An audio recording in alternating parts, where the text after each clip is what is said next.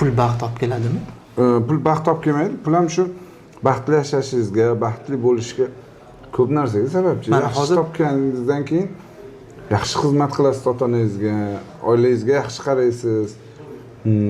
Ko'p katta savob ishlarni qila olasiz.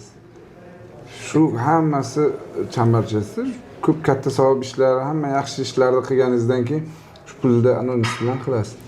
Avvalo shu. Hop, shuncha mansab hozir bor, shuncha pul bor. Siz baxtlimisiz o'zi? Men bo'lgan paytim, bo'lmagan paytim baxtli bo'lganmiz. Chunki uyimda shunday baxtli ota-onani farzandiman. Otam, onam bir-birini juda yaxshi ko'rishadi. Bizlarda oldimizda biron marta yomon so'z, yomon baqirishib gaplashganini eshitmaganmiz. Yaxshi joyda o'qitishgan.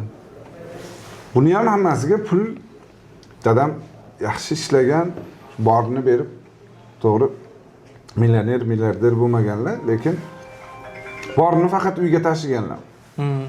Ko'chaga, unaqa faqat yaxshi narsalarga sarflagan.